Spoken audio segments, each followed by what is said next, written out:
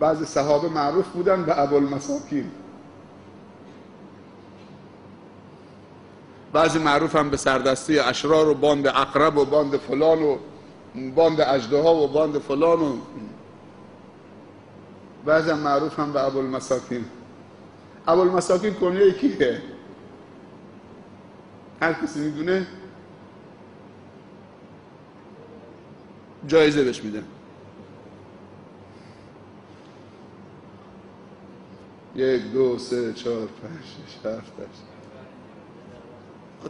عارف دفتر دوره عالی، ولی باشم جایزه عارف میدی، باشه اشکال نداره. بالاخره کل جمع ساکت شد دیگه. کنیه جعفره.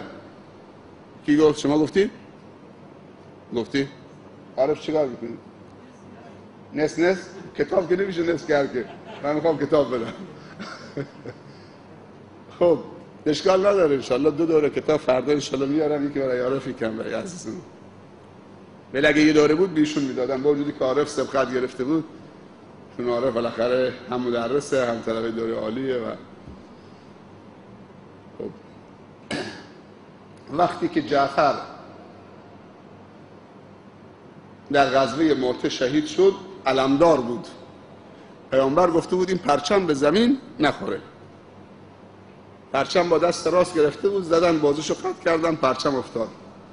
گفت من یه دست داشته باشم پرچم رسول الله که از دستش گرفتم به زمین بیفته، با دست چپ گرفت زدم بازوش قطع کردم، پرچم افتاد. با اون ته بازوش با سینه خیز رفت، پرچمو بلند کرد، شهیدش کردن.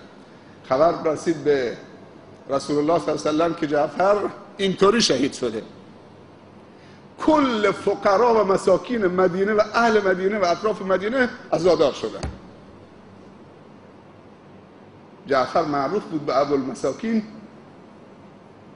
یعنی فقرا و مساکین رو نوازش میکرد. و پیامبر صلی الله علیه و سلم فرمود که الان جعفر در ملکوت اعلی دنبال فرشتگی ملائکی خدا بهش داده، با اون 2 بار داره پرواز میکنه. جعفر طیاره دیگه.